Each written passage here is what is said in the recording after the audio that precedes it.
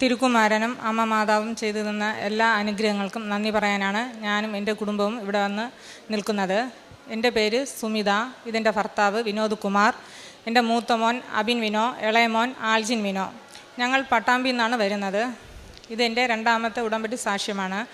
ഞാൻ ആദ്യമായി ഇവിടെ വന്ന് ഉടമ്പടി എടുക്കുന്നത് 2021 മാർച്ച് മാസത്തിലാണ്. ഞങ്ങളുടെ ഭവനത്തിൽ വർഷങ്ങളായി 10-15 വർഷം മുതലേ കുടുംബ പ്രാർത്ഥന ഇല്ലായിരുന്നു. അത് ഉടമ്പടി എടുത്ത അന്ന് മുതൽ ഈ നിമിഷം വരെയും കുടുംബ പ്രാർത്ഥന ഒരു മുടക്കം കൂടാതെയും പ്രാർത്ഥിക്കാൻ സാധിക്കുന്നുണ്ട്. ഹസ്ബൻഡ് ഇല്ലാത്ത സമയങ്ങളിൽ, ജോലിക്ക് പോയിക്കുന്ന സമയങ്ങളിൽ ഞാനും കുട്ടികളും മുടങ്ങാതെ കുടുംബ പ്രാർത്ഥന ചൊല്ലാറുണ്ട്. പിന്നെ അതേപോലെ തന്നെ ഈ ഒരു അനുഗ്രഹം ചെയ്തു തന്ന കൃപാസന മാതാവിനും തിരുക്കുമാരനും ഒരുപാട് നന്ദി പറയുന്നു. അതേപോലെ തന്നെ എൻ്റെ അമ്മായിയമ്മയ്ക്ക് ഒരു 8-9 മാസത്തിന് മുമ്പേ ഒരു ഓപ്പറേഷൻ കഴിഞ്ഞായിരുന്നു, നട്ടലിൻ്റെ ഓപ്പറേഷൻ. 2 ഓപ്പറേഷനാണ് ഒരാഴ്ചയിൽ തുടരെ കഴിഞ്ഞത്. അപ്പോൾ ഡോക്ടർ പറഞ്ഞു 10% പോലും നടക്കില്ല, യൂറിനും മോഷനും കൺട്രോൾ ആവില്ല എന്ന് പറഞ്ഞായിരുന്നു. ഞാനാണ് ഹോസ്പിറ്റലിൽ ഉണ്ടായിരുന്നത് ആ ഒരാഴ്ചയും. അപ്പോൾ ഞാൻ ഉടമ്പടി നേർച്ച വസ്തുക്കൾ തൈലം പുരട്ടി പ്രാർത്ഥിക്കുകയും നേർച്ച വസ്തുക്കളായ ഉപ്പും തേനും ഒക്കെ കഴിക്കാൻ കൊടുക്കുകയും ചെയ്യുമായിരുന്നു. എന്നിട്ട് ഞാൻ നേർച്ച നേർന്നു പ്രാർത്ഥിച്ചായിരുന്നു, അമ്മ യാതൊരു ബുദ്ധിമുട്ടും കൂടാതെ നടക്കുകയാണെങ്കിൽ ഇവിടെ വന്ന് അമ്മയുടെ സന്നിധിയിൽ വന്ന് സാക്ഷ്യം പറയാമെന്ന്. അതിൻ്റെ ഫലമായി അമ്മ 1.5 മാസം കഴിഞ്ഞ ഉടനെ തന്നെ നടക്കാൻ തുടങ്ങി. ഇപ്പോൾ എല്ലാ കാര്യങ്ങളും ഭംഗിയായിട്ട് ചെയ്യുന്നു. അതേപോലെ തന്നെ എൻ്റെ ഭർത്താവിന് 2 കൈയിലും അരിമ്പാറയുണ്ടായിരുന്നു. ഒത്തിരി ഓയിൽമെൻറ്റൊക്കെ പുരട്ടിയിട്ടും ഒരു കുറവും ഇല്ലായിരുന്നു. അവസാനം ഞങ്ങൾ തൃശ്ശൂർ മെഡിക്കൽ കോളേജിൽ ചെന്ന് ഡോക്ടറെ കാണിച്ചപ്പോഴത്തേക്കും ഡോക്ടർ പറഞ്ഞു കരിയിച്ച് കളയണമെന്ന് പറഞ്ഞു. അങ്ങനെ ഞങ്ങൾ ഡേറ്റ് എടുത്തു. 2 മാസം സമയമുണ്ടായിരുന്നു. ആ സമയത്തിൻ്റെ ഇടയ്ക്ക് ഞങ്ങൾ മാതാവിൻ്റെ ഉടമ്പടി തൈലം പൂശി പ്രാർത്ഥിച്ചുകൊണ്ടിരുന്നു. കുറച്ച് ദിവസങ്ങൾക്കകം അതെല്ലാം പൂർണ്ണമായി മാറി, ഒരു പാടുപോലും ഇല്ലാതെ എല്ലാം സൗഖ്യം തന്നു. അമ്മ മാതാവ് ഞങ്ങളെ അനുഗ്രഹിച്ചു.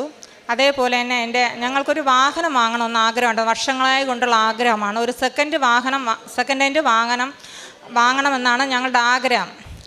ഞങ്ങൾ അതിന് 5-6 വർഷം കൊണ്ടേ ഞങ്ങളിങ്ങനെ ആഗ്രഹിച്ച് നടക്കുകയായിരുന്നു. ഇവിടെ നിന്ന് ഉടമ്പടി എടുത്തതിൻ്റെ ഫലമായി 6 മാസത്തിനുള്ളിൽ അമ്മ മാതാവ് ഞങ്ങൾക്ക് പുതിയൊരു വാഹനം വാങ്ങാൻ തന്നെ ഞങ്ങളെ സഹായിച്ചു.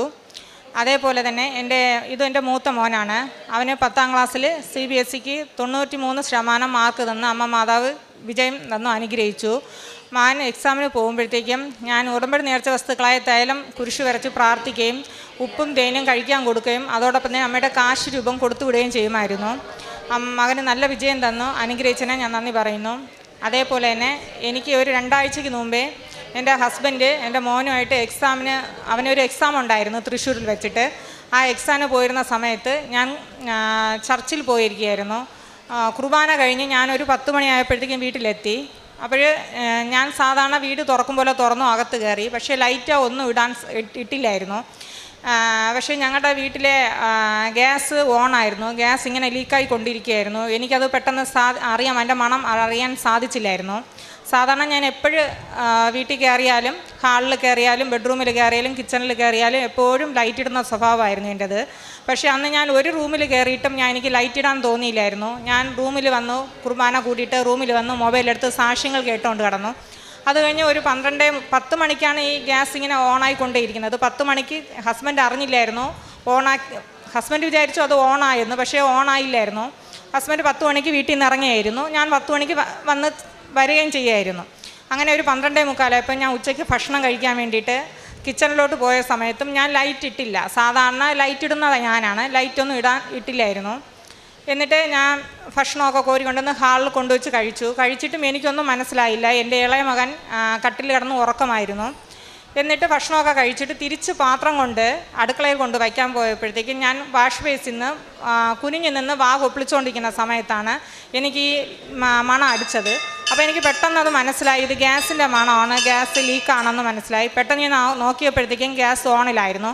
ഗ്യാസ് ഇങ്ങനെ പൊയ്ക്കൊണ്ടേ ഇരിക്കുകയായിരുന്നു. ഞാൻ പെട്ടെന്ന് തന്നെ ഗ്യാസ് ഓഫ് ചെയ്തിട്ട് എല്ലാ വാതിലും ജനലും ഒക്കെ തുറന്നിട്ടു. എന്നിട്ട് അമ്മ മാതാവിൻ്റെ മുമ്പിൽ വന്ന് ഒത്തിരി നന്ദി പറഞ്ഞു. എന്നിട്ട് അമ്മയ്ക്ക് ഒരു ജോമാല ചൊല്ലി കാഴ്ചവെച്ചു. പിന്നെ എൻ്റെ ആത്മീയ ജീവിതത്തിൽ ഞാൻ വെറുതെ ഇരിക്കുമ്പോഴത്തേക്ക് ജോമാല ചൊല്ലി പ്രാർത്ഥിക്കാറുണ്ട്. ചില ദിവസങ്ങളിലൊക്കെ എനിക്ക് പറ്റുന്ന ദിവസങ്ങളിലൊക്കെ 7 തവണ ഞാൻ പ്രത്യക്ഷീകരണ പ്രാർത്ഥന ചൊല്ലി പ്രാർത്ഥിക്കാറുണ്ട്. പിന്നെ ഇവിടെ നിന്ന് ഞാൻ പത്രം വാങ്ങിച്ചിട്ട് ആശുപത്രികളിലും ബസ് സ്റ്റാൻഡുകളിലും കടകളിലും ഞാൻ വിതരണം ചെയ്യാറുണ്ട്. അതുപോലെ തന്നെ അനാഥാലയത്തിൽ രോഗികളെ അമ്മമാരെ ചെന്ന് നോക്കാറുണ്ട്, അവരോടൊപ്പം സംസാരിക്കാറുണ്ട്. പിന്നെ ഞങ്ങൾക്ക് കഴിയുന്ന രീതിയിൽ അനാഥാലയത്തിൽ ഞങ്ങൾ അരിയൊക്കെ വാങ്ങി കൊടുക്കാറുണ്ട്. അതേപോലെ തന്നെ ഞങ്ങൾ ആശുപത്രികളിൽ പൊതിച്ചോറ് കൊടുക്കാറുണ്ട്. ഞങ്ങൾക്ക് പറ്റുന്ന രീതിയിൽ ഞങ്ങൾ 2 മാസം കൂടുമ്പോഴത്തെങ്കിലും 20 പൊതിച്ചോറ് വീതം ഞങ്ങൾ കൊടുക്കാറുണ്ട്. ഇത്രയും അനുഗ്രഹങ്ങൾ ചെയ്തു തന്ന അമ്മ മാതാവിനും തിരുക്കുമാറിനും കോടാനുകൂടി നന്ദി പറയുന്നു. ഇനിയും ഈ അൾത്താരയിൽ കയറി ഞാൻ ഉടമ്പടി ഇന്ന് പുതുക്കിയിട്ടുണ്ട്. ഇനിയും വച്ചിരിക്കുന്ന വിഷയങ്ങളുടെ മേൽ സാക്ഷ്യം പറയാൻ അനുഗ്രഹിക്കണേന്ന് പറഞ്ഞു. നമ്മുടെ മുൻപിൽ സുമിത എന്ന സഹോദരി തൻ്റെ ഉടമ്പടി ജീവിത സാക്ഷ്യം പങ്കുവയ്ക്കുമ്പോൾ ഈ സഹോദരി പറയുകയായിരുന്നു, ജീവിതത്തിൻ്റെ പല അവസ്ഥകളിൽ പരിശുദ്ധ അമ്മയുടെ സഹായവും സംരക്ഷണവും മധ്യസ്ഥവും സാന്നിധ്യവുമൊക്കെ ഈ കുടുംബത്തിന് ലഭിക്കുന്നതായിട്ട്. സഹോദരി നമ്മളോട് പറഞ്ഞു, കുടുംബ പ്രാർത്ഥനയിൽ സ്ഥിരമായിട്ട് പങ്കുചേരുവാനായിട്ടുള്ള അഭിഷേകം ഇവരുടെ കുടുംബത്തിന് ലഭിച്ചു. അതുപോലെ തന്നെ പറഞ്ഞു, അമ്മയുടെ നട്ടലിൻ്റെ ഓപ്പറേഷന് ശേഷം സുഖകരമായിട്ട് നടക്കുവാനായിട്ട് അമ്മയ്ക്ക് സാധിച്ചു എന്ന് പറഞ്ഞു. പുതിയൊരു വാഹനം വാങ്ങുവാനായിട്ടുള്ള അവസരം പരിശുദ്ധ അമ്മ ഒരുക്കി കൊടുത്തു എന്ന് പറഞ്ഞു. അതുപോലെ തന്നെ ഗ്യാസിൻ്റെ അപകടത്തിൽ നിന്ന് എങ്ങനെയാണ് ഈ കുടുംബം രക്ഷപ്പെട്ടതെന്ന് പറഞ്ഞു. അതുപോലെ തന്നെ മകൻ്റെ പഠനത്തിൻ്റെയും പരീക്ഷയുടെയും അവസ്ഥയിൽ പരിശുദ്ധ അമ്മ എങ്ങനെയാണ് ഇടപെട്ടതെന്ന് പറഞ്ഞു.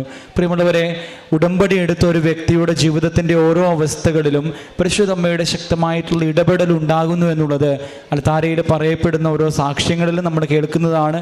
അതുപോലെ തന്നെ നമ്മുടെ ഓരോരുത്തരുടെയും വ്യക്തിപരമായിട്ടുള്ള ജീവിതത്തിലും നമ്മൾ അനുഭവിക്കുന്നതാണ്.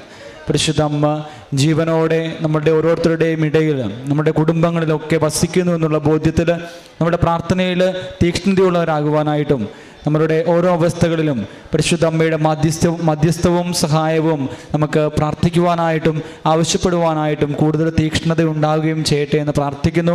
ഈ കുടുംബത്തോട് ചേർന്നുകൊണ്ട് ഈ കുടുംബത്തിൽ പരിശുദ്ധ അമ്മ ചൊരിഞ്ഞ വലിയ അനുഗ്രഹങ്ങൾക്കും അടയാളങ്ങൾക്കും ഇരുകരങ്ങളും അടിച്ച് നമുക്ക് ദൈവനാമത്തെ മഹത്വപ്പെടുത്തി പരിശുദ്ധ അമ്മയ്ക്കും തിരുക്കുമാരനും നന്ദി.